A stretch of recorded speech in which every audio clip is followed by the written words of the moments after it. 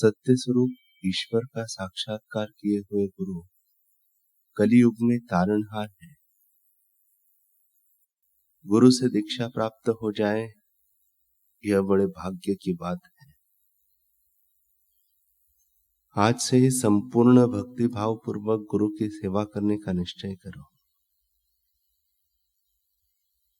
गुरु साधकों के आगे से माया का आवरण एवं अन्य विक्षेप दूर करते हैं और उनके मार्ग में प्रकाश करते हैं।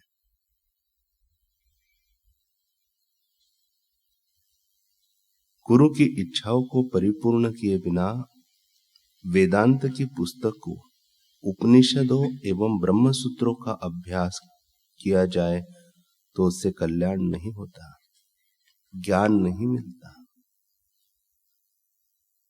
चाहे कितने ही दर्शन शास्त्र के ग्रंथ पढ़ो, सारे विश्व का प्रवास करके व्याख्यान करो, हजारों वर्षों तक हिमालय की गुफा में रहो, वर्षों तक प्राणायाम करो, जीवन पर्यंत शीर्षासन करो, फिर भी गुरु की कृपा के बिना आपको मोक्ष की प्राप्ति नहीं हो सकती। सिख धर्म के आदि गुरु नानक देव जी के बाद उनकी गद्दी पर बैठे थे गुरु अंगद देव। अंगद देव जी की बेटी बीबी अमरो की शादी जिसके साथ हुई थी, उसके चाचा का नाम था अमरदास। अमरदास भगवान को तो मानते थे, हर साल तीर्थ यात्रा करते और गंगा में नहाने भी जाते थे, लेकिन उन्हें सद्गुरु की दीक्षा नहीं मिली थी। 21 बार गंगा स्नान किए, बड़ी उम्र के तो हो गए, लेकिन बड़े में बड़ी समझ देने वाले किसी सद्गुरु के नहीं हो पाए थे। एक बार अमरदास की मुलाकात गंगा स्नान की यात्रा के दौरान एक पंडित से हो गई।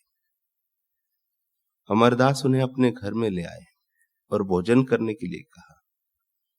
पंडित ने पूछा, तुम्हारे गुरु कौन है, सद्गुरु कौन है? अमरदास कहते हैं, मेरे गुरु मेरी गंगा माई है। उन्होंने कहा, यह तो ठीक है, लेकिन तुम्हारे सद्गुरु कौन है? तब अमरदास जी पूछते हैं, सद्गुरु?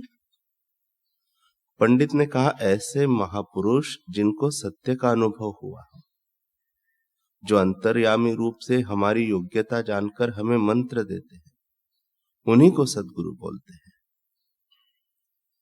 कोई मनुष्य सीधा नरक से आता है, कोई सीधा पशु योनि से, तो कोई सीधा स्वर्ग से आता है।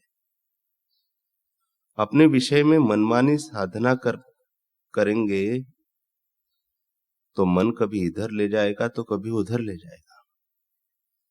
जैसे विद्यार्थी की योग्यता देखकर शिक्षक ठीक ढंग से पढ़ाता है और विद्यार्थी तत्परता रखता है तो वह विद्वान भी हो जाता है, ऐसे ही शिष्य की योग्यता कौन से ढंग की है, यह अनुभव करने वाले सद्गुरु मंत्र दीक्षा देते हैं और शिष्य आज्ञा पालक है तो वह शिष्य सच शिष्य होकर सत्य का अनुभव भी कर लेता है। तुमने अपने जीवन में सद्गुरु नहीं किए, तुम्हारे पास किन्हीं सद्गुरु का मंत्र भी नहीं है। तब अमरदास जी बोलते हैं कि यह सब तो मेरे को पता ही नहीं था। पंडित ने कहा, अरे मेरे को पहले पता होता तो तुम्हारे घर ठहरता ही नहीं। पंडित ने अपना झोली झंडा लपेटा और चलता बना, लेकिन अमरदास जी को मानो वह एक तीर सा लग गया। उन्होंने गुरु की खोज शुरू कर दी। गंगा माई को पुकारते कि हे मां, मेरा अगर एक भी स्नान स्वीकार किया हो तो तू ही बता दे, किसको गुरु करो, कहा जाओ। समय बीता। एक बार बीबी अमरो जप्पू जी साहब का पाठ कर रही थी। वह तो रोज पाठ करते थे, लेकिन उस दिन उसका पाठ असर कर गया। अमरदास जी बीबी अमरो के चरणों में जा बैठे, मानो वहां परमात्मा की कोई व्यवस्था काम कर रही थी।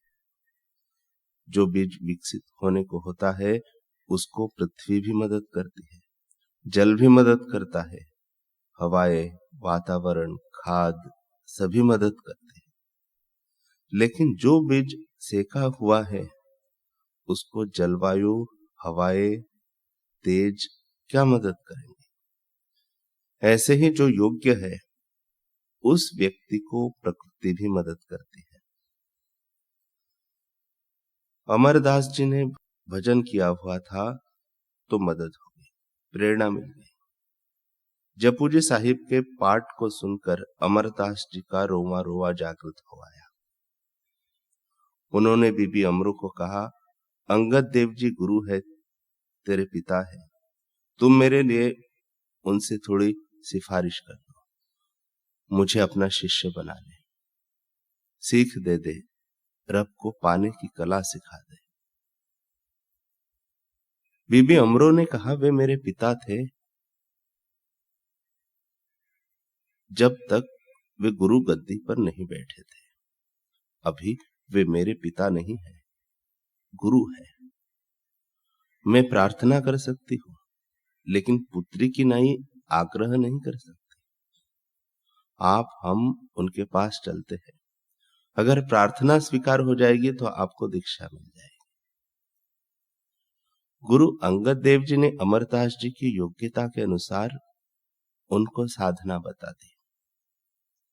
अमरदास जी को अमर पद की प्राप्ति थोड़े समय में ही हो गई। 62 साल की उम्र में दीक्षा ली और ऐसे योग्य हो गए कि गुरु अंगद देव जी ने उनसे कहा, अब तो तुम गुरु नानक देव जी की इस पवित्र गद्दी को संभालने के लिए आप जैसा कोई पुरुष नहीं है। गुरु अंगद देव जी ने अमरदास जी को गद्दी सौंपी। गुरु नानक जी की गद्दी पर तीसरे गुरु अमरदास जी हो गए।